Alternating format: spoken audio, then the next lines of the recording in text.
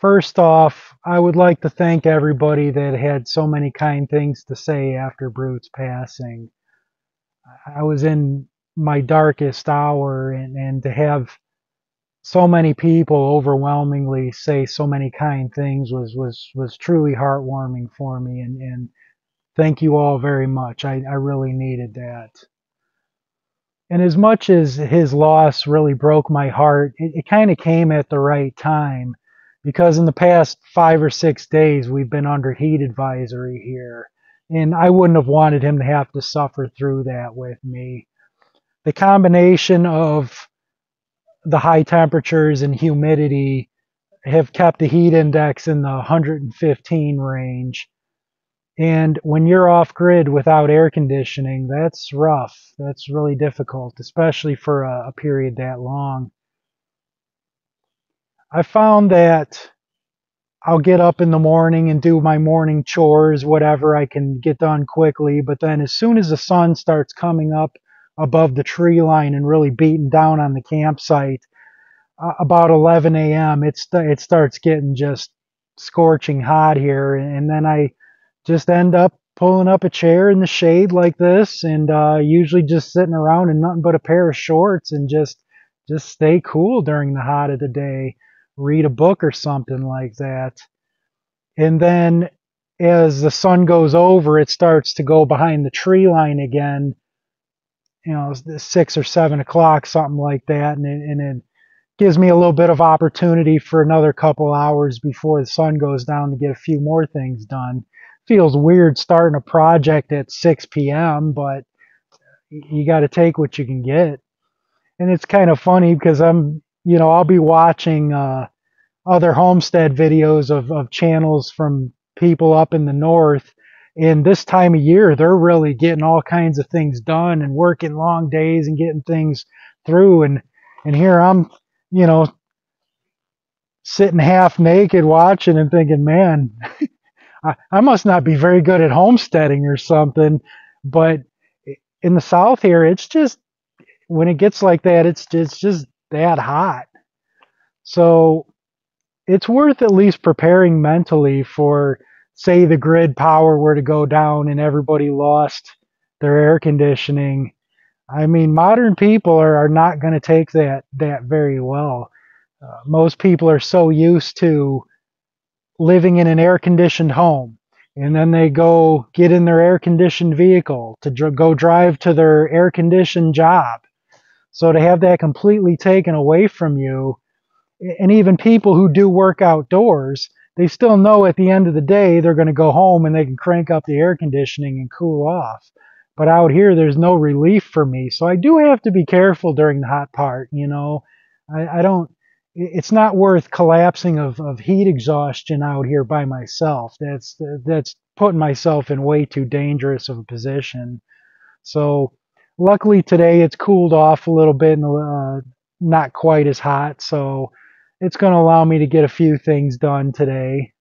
And hopefully the rest of this week looks like upper 80s temperatures. So that'll be good. I'll still be able to work in that. I don't mind pushing myself a little bit in the heat. It's toughen up, Buttercup. That's just the way it is homesteading. But when it becomes dangerous levels, you just got to plan on not doing much. Even with Brute, when he was alive on the hotter days, I had to do all kinds of things. I kind of knew how, I can see how he was going to work when he was going to get up and go potty in that. I would go grab a handful of ice out of the cooler and throw it in his water bowl. So a few minutes later, when he got up, he would have cold water to drink. And then I was taking a washcloth that I'd get it all sopping wet and wet him down. And he really did not like me wetting him down like that, but I know it helped cool him off, because even with a little mild breeze when you're wet like that, it really helps. So he had the toughest time when it first started warming up in the spring, because he would stay in the cabin too long. Because in the morning it's chilly in there. It's very nice, just like if you've ever went out to your garage first thing in the morning and it's chilly. Same way with a unclimate controlled cabin. Well, then as the day would start heating up, he would just stay in there too long when it start getting stuffy. And I had to say, no, Brute, come on. You got to come out here and come lay in the shade with me and cool off. It's much nicer.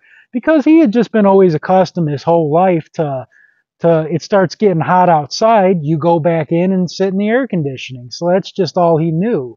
But he learned after a few days that you just come lay in the shade. And I didn't even have to tell him after a while. He learned that he would lay in the cool cabin in the morning, and then as soon as it started getting stuffy, he'd come out and lay in the shade. And as the shade moved throughout the day, he had a couple different spots where he had moved to, and he just instinctively knew where to lay to stay the coolest. So you got to think about your pets too when it comes to this heat. I mean, people have left their pets tied up to a tree somewhere out in the heat, and I mean, what a miserable way for an animal to have to go. So, got to think of the humans in your life, but also your pets as well. They will suffer through it as well. So, and that's another thing, sleeping. This is a big one because when it was winter, I was going to bed much earlier because the sun would go down, I'd eat dinner, and then basically it's dark out, not much to do, and I would just sit in the cabin and just read my book until I got tired and knock off. But now that the sun's not going down till like 9 p.m., well, it still stays warm in the cabin for a few more hours after that. So I'm not going to bed till like midnight or on the hottest nights, sometimes even 1 a.m. because it's just too warm to really fall asleep. So I got to wait till a little bit later for things to cool off before it's comfortable enough to zonk out. And I had kind of went into the homesteading thinking, oh, I'm moving to the south, going to be off grid.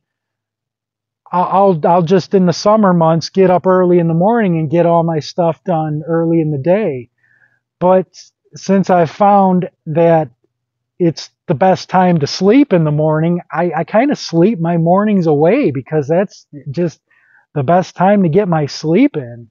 So it didn't work out quite as I thought it would. And that's a lesson to be learned. You know, your thought of what life off grid would be like and the reality of it are going to be totally different things. Um, I think the best skill you can have is for going off grid isn't necessarily a skill. It's more of a mindset of adaptability. You know, throughout the course of the year, every single day, your conditions are going to change and you just have to adapt to whatever those conditions give you. If you're somebody that's very, the strict mindset that I need to do everything every day by my schedule and this, I can't veer from my routine, you're going to struggle going off grid. You're going to have a real challenge with that. So, you know, learn to get mentally adaptable to those changes. Even those of you that live in a much cooler climate up in the north, I'm sure you still have some points during the summer where it gets scorching hot. I remember in northern Illinois, it always seemed like it was the end of August, you know, where even just sitting in the shade doing nothing, you're just sweating buckets and you can't help it. But that's why I find on a hot day like that, I'm just sitting around and nothing but a pair of shorts and just getting through it. I used to laugh when I was a kid, you know, when I'd flip through like a National Geographic magazine. I always liked that. And they'd profile the primitive African tribes of the time. And, you know, their guys are walking around in loincloths and even the women were shirtless, you know, walking around with their old saggy titties hanging out everywhere. But when you're in an extreme climate like that, that's what you got to do to get by. That's just how it is. And I think, say the power grid were to go down and things like that, it would be a major adapting thing for people. Uh, a lot of you may be familiar with Pastor Joe Fox. He's been putting videos on YouTube for many years about prepping. And one thing he always said that stuck with me is he said one of the most important things is becoming comfortable with being uncomfortable. And I completely agree. That's been my experience out here is that even when it's uncomfortable, it's the way you don't like it. I mean, you still got to do what you got to do and be out in it. It's a shame to me that many outdoors people today even only do it when it's nice out. Or they pick a time like, oh, on the weekend, let's go hiking or camping. And that's great. I'm glad people do that. But us humans, we're not meant to be interacting in nature just on the weekends. We were designed to be a part of nature. It's part of us to be in it 24 hours a day. So it's worth just wherever you live, spend time outside, not just when it's nice out, but when it's hot, when it's cold, it's raining, get outside and do stuff. It will help you with that transition, I think. Because even people who are religiously work out and go to the gym every day, they're still going to an air conditioned gym. They're not getting the full experience of adapting to the different weather conditions. So as preppers, just buying stuff is just a very small part of that prepping.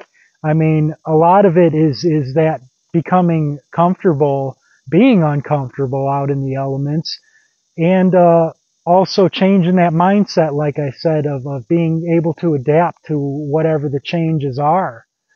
Um, Day to day, I get up and then some new challenge faces me, and I just got to adapt to it and work around it.